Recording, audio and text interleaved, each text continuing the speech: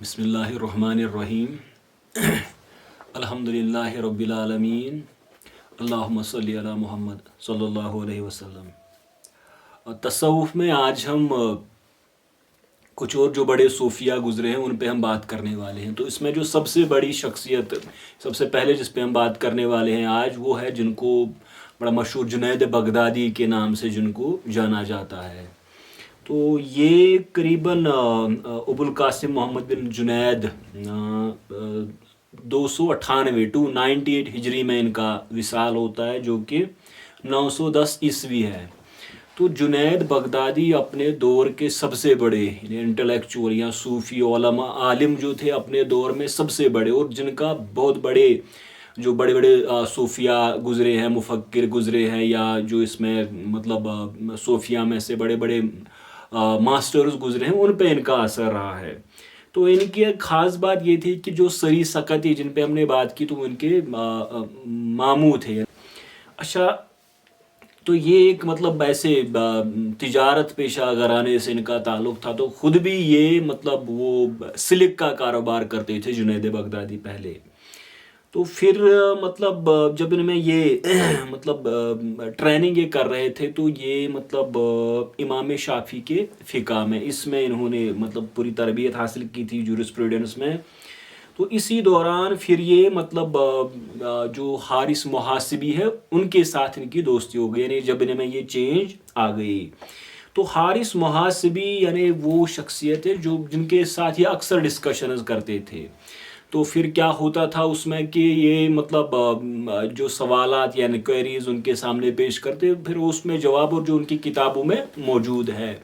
تو یہ جنید بغدادی یعنی شافعی تھے، اس سے پہلے ہم نے کہا کہ تجارت یعنی حدیث کے بھی ایکسپرٹ یہ بن گئے تھے۔ تو ان کے بڑے بڑے القاب یعنی شیخ المشائخ کے نام سے ان کو جانا جاتا ہے، یا طاؤس الفقراء یا سید الطائفہ، یہ بڑے بڑے نام یعنی القاب جو ٹائٹلز ان کو ملے ہیں صوفیہ میں سے۔ تو اگر ہم جنید بغدادی کی جو تھاٹ ہے اس میں سب سے زیادہ انہوں نے مطلب توحید پہ لکھا ہے، وننس جو مطلب اللہ تعالیٰ کا ایک ہونا، جس کو ہم سمجھتے ہیں، جس کو مطلب ہر کوئی سمجھتا ہے توحید کیا ہے۔ تو سب سے یعنی کوئی 8 کتابیں اس بارے میں انہوں نے توحید کے بارے میں لکھی ہے۔ تو یہ اصل میں مطلب جو ان کا کانسیپٹ ہے کہ آپ توحید کی معرفت آپ کو کیسے حاصل ہو، یعنی توحید کے بارے میں آپ کا جو جس کو ہم اگر ہم مطلب اپنی زبان میں کہیں گے کہ آپ اس کے بارے میں کیسے جانیں، یا جس کو معرفت کہتے ہیں، تو اس میں یہ کہتے تھے کہ مطلب اس کو عقل کے ذریعے نہیں سمجھا جاتا، بلکہ انسان کو اللہ تعالیٰ کے ہاتھوں میں اپنے آپ کو سونپ دینا چاہیے، یعنی بالکل سرنڈر کرنا چاہیے۔ تو وہ اصل میں اس میں یہ سمجھانا چاہتے تھے کہ فنا کے ذریعے انسان اللہ تعالیٰ کی معرفت حاصل کرے گا، یعنی وہ عقل کے ذریعے یا کسی اور چیز کے ذریعے توحید کو نہیں سمجھ سکتا، بلکہ وہ فنا کے ذریعے یعنی جب وہ اللہ تعالیٰ کی طرف واپس جائے، تو پھر اس میں یہ میثاق کی جانب جاتے تھے، یعنی جس کا قرآن میں ذکر ہے کہ اللہ تعالیٰ نے بندوں سے مطلب ارواح سے فرمایا کہ کیا میں آپ کا رب نہیں ہوں، تو پھر وہ قالوا بلا، اس سے یہ مطلب یہ سارے لیتے کہ سب لوگ پہلے وہی اسی حالت میں تھے، پھر لوگ دور ہو گئے اس سے۔ تو اب یعنی وہ معرفت کیسے حاصل کرے، یہ توحید کے بارے میں وہ کیسے جانے، تو وہ فنا کے ذریعے، یعنی جب وہ فنا ہو جائے پھر اس میں بقا ان کو حاصل ہوگی۔ اور پھر وہ کہتے تھے کہ یہ خاص لوگ جب یہ فنا ہو جاتے ہیں اس میں، پھر وہ واپس آتے ہیں اور وہ مطلب وہ چوزن ہوتے ہیں، چنے ہوئے بندے ہوتے ہیں، جو پھر لوگوں کو مطلب جو راہ ہدایت ہے اس کی طرف لے جاتے ہیں، یعنی گائیڈنس کرتے ہیں لوگوں کو۔ تو یہ مطلب جنید بغدادی یہی کہتے تھے کہ مطلب یہ جو مطلب سب سے بڑا پردہ ایک انسان یعنی انسان کا اور اپنے رب کی معرفت کے درمیان وہی انسان ہے، یعنی جب تک وہ فنا نہ ہو جائے اس کو معرفت حاصل نہیں ہوگی۔ تو یہ فنا بقا کا کنسیپٹ پھر وہ اس میں میثاق تک لے جاتے ہیں، پھر وہ یعنی تمام چیزیں وہ صرف توحید کو سمجھانا چاہتے ہیں کہ آپ توحید کی معرفت آپ کو کیسے حاصل ہو۔ تو ان کا ایک بہت بڑا مطلب ایک امپیکٹ اپنے دور میں رہا۔ تو آپ دیکھیں خراز، اسی طرح سے ابو حمزہ خراسانی، عمر بن عثمان مکی، شبلی، نوری وغیرہ، یہ ان کے یا تو ان کے ساتھی تھے یا ان کے شاگرد تھے۔ اور صرف یہی نہیں بلکہ جب یہ بغداد میں تھے تو صرف وہاں لوگ نہیں، عام لوگ نہیں، کہ بڑے اسٹیٹ کے جو افسر جو وہاں پہ بغداد میں خلافت عباسیہ تھی، اس میں جو بڑے بڑے عہدیدار تھے وہ جنید بغدادی کے مطلب وہ جو تبلیغ کرتے تھے، واعظ کرتے تھے، وہ سننے آتے۔ تو ان کی شہرت بہت زیادہ ہو گئی تھی اپنے دور میں، اور بعد میں بھی ایک اتھارٹی تسلیم کیے جاتے ہیں جنید بغدادی۔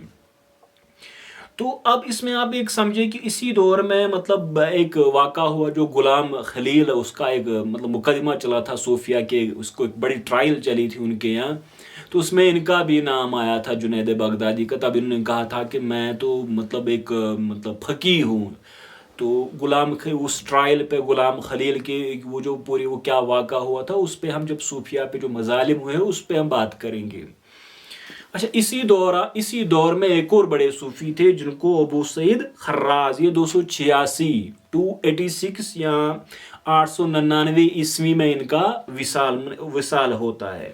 تو ان کے بارے میں یہی کہا جاتا ہے کہ یہ مطلب وہ جوتے ٹھیک کر کے، وہ مطلب شوز مینڈنگ، اس سے یہ اپنا گزارا کر لیتے تھے، جوتے ٹھیک کر کے یہ کام یہ کرتے تھے۔ تو یہ بھی ساتھی نے ایسوسیٹ تھے حضرت جنید بغدادی کے، اور ان میں بھی کیا تھا کہ ان کو ایک مطلب اس طرح کی اتھارٹی کی، ان کو لسان و تصوف کے مطلب ایسا لقب، ان کو ایسا ٹائٹل دیا گیا لسان و تصوف، جس کو ہم کہہ سکتے ہیں کہ ٹنگ آف تصوف، یعنی وہ تصوف کی زبان وہ خراز ہے۔ تو کیونکہ انہوں نے اتنا لکھا، یا ان کی جو مطلب وہ کنسیپٹز ہیں وہ بڑے مطلب بہت ایک اعلیٰ درجہ کی ایک اتھارٹی تھے۔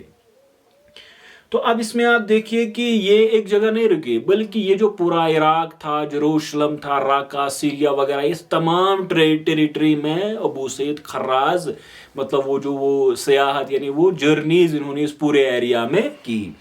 تو ان کے بارے میں کہا جاتا ہے کہ انہوں نے جو فنا بقا کا کانسیپٹ تھا، یا وہ جنید بغدادی جس کے بارے میں بات کر رہے تھے، انہوں نے پورا اس کو الابریٹ کیا، انہیں سمجھایا۔ اچھا، اب آپ دیکھیے ان کی کتاب ہے کتاب الصدق، یعنی ٹروتھفولنس، اس پہ ان کی ایک کتاب ہے۔ اصل میں کہا جاتا ہے کہ یہ صوفی مقامات کے بارے میں یہ کتاب ہے۔ تو اس میں وہ مطلب جو بات کرتے ہیں صدق پہ، اخلاص پہ، صبر کہتے ہیں کہ وہ صوفی مقامات ہیں، ان میں کنیکشن کیا ہے، ریلیشن کیا ہے۔ تو وہ یہی مطلب جو بات کرتے ہیں کہ صدق کے بارے میں، اخلاص کے بارے میں، صبر، وہ جو ہم نے بات کی کہ صوفیہ کے یہاں جو کنسیپٹ سے، یہ اس کی ایک اور کتاب ہے۔ اچھا، ان کی ایک اور کتاب ہے کتاب الضیاء، یعنی ضیاء جس کو ہم پڑھتے ہیں، یا مطلب وہ لائٹ۔ تو اس میں انہوں نے ایک بڑی مطلب جو ایک بحث لائے ہے کہ جو اللہ تعالیٰ کا قرب حاصل، یعنی جو وہ سلوک میں ہے، جو اللہ تعالیٰ تک پہنچنا چاہتے ہیں، ان کی انہوں نے لکھا ہے کہ 7 طبقات ہے جو مطلب قرب الہی حاصل کرنا چاہتے ہیں۔ تو پھر وہ اس میں اشارات، یعنی اہل اشارات ہے، پھر اہل علم ہے، اہل مجاہدہ ہے، خصوصیہ ہے، اسی طرح تجرید ہے، تو پھر اصطلاح و تمکین، اور پھر آخر میں یہ اہل محبت کے بارے میں بات کرتے ہیں کہ یہ مطلب یہ 7 کلاسز ہیں جو اللہ تعالیٰ تک پہنچنا چاہتے ہیں۔ پھر آپ مطلب اس میں سمجھے کہ وہ اہل محبت پہ خاص بحثیں کرتے ہیں کہ ان میں خصوصیات کیا ہے، ایٹسٹرا۔ اچھا، ایک اور کتاب ان کی ہے کتاب الکشف و بیان۔ تو اس میں یہ پیغمبر جو نبی، انبیاء جو ہے اور اولیاء جو ہے، تو ان میں کیا مراتب کیا ہے ان کی، اور پھر ڈفرنسز کیا ہے، یعنی یہ وہ نہیں مانتے ہیں کہ اولیاء انبیاء سے بڑے ہوتے ہیں۔ تو پھر یہ ڈیوٹیز ان میں کیا ہے، یعنی انبیاء کی کیا ڈیوٹیز ہے، اولیاء کی کیا ڈیوٹیز ہے۔ تو یہ اس بارے میں ان کی کتاب ہے، ایک اور بحث جو یہ اس کتاب میں لائے ہیں۔ اسی میں وہ پھر وہ بعد میں وہ کہ گناہ کیسے آ گیا، نافرمانی کیسے آ گئی لوگوں میں یہ سب چیزیں کیسے داخل ہو گئی۔ ان نے کچھ اور بھی کتابیں لکھی ہے، کتاب الفراغ، اور پھر اسی طرح سے کتاب الصفا۔ یہ بڑے مطلب جو لسان و تصوف کا لقب ان کو دیا گیا، وہ اس وجہ سے جتنا اتھارٹی ایک بن گئے جتنا انہوں نے لکھا ہے تصوف کے بارے میں۔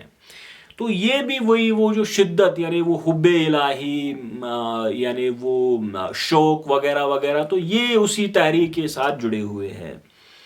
اچھا، پھر ایک اور صوفی اسی دور کے گزرے ہیں، تو جن کو کہا جاتا ہے کہ ابو الحسن بھی اور حسین بھی نوری، یعنی ابو الحسن نوری بھی اور کچھ کہتے ہیں ابو حسین نوری۔ تو 295 ہجری جو کہ 907 عیسوی میں ان کا وصال ہوتا ہے۔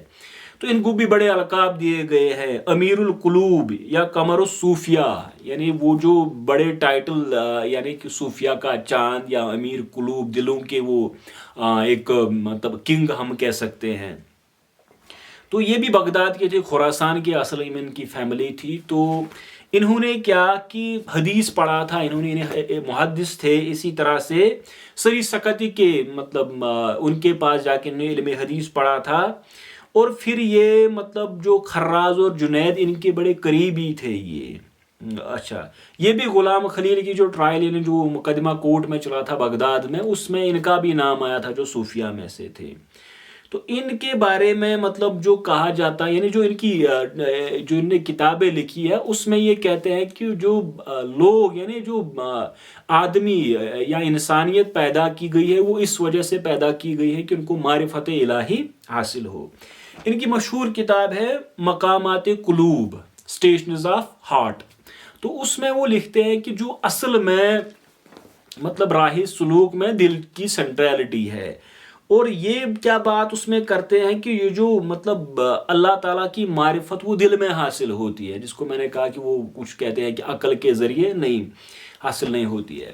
اب ان کے بارے میں دیکھیے، وہ کہتے ہیں اس کے لیئرز ہے، تہ ہے، یعنی جس کو وہ تہ تک مطلب ایک آپ سمجھیں کہ پہلا وہ جو باہر ہے اس کو وہ صدر کہتے ہیں، اس کے اندر قلب ہے، پھر فؤاد ہے، پھر لب ہے۔ تو یہ آپ سمجھے کہ وہ جو کور ہے ہارٹ کا جس کو ہم سمجھ سکتے ہیں وہ لب ہے، اس کے باہر فؤاد ہے، پھر قلب ہے، اور پھر صدر جس کو ہم سینہ مطلب عموماً ہم سمجھتے ہیں۔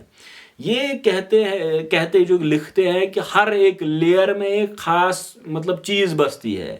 یہ جو صدر ہے اس میں اسلام ہے، اچھا یہ جو قلب ہے اس میں ایمان ہے، پھر یہ جو فؤاد ہے اس میں معرفت ہے، اور جو لب ہے اس میں توحید ہے۔ یعنی جو دل کا ہر ایک لیئر، اس کی ہر ایک تہ جو ہے اس میں ایک خاص چیز ہے، اسلام، ایمان، اس کے بعد یہ بات کرتے ہیں معرفت کی اور پھر توحید کی۔ تو یہ ان کی کتاب ہے، یعنی دل کیا ہے، کیا اس میں بنا، کس چیز کا یہ بنا ہوا ہے، کیا لیئرز وغیرہ وغیرہ ہے اس میں۔ تو یہ ان کی کتاب ہے مقامات قلوب۔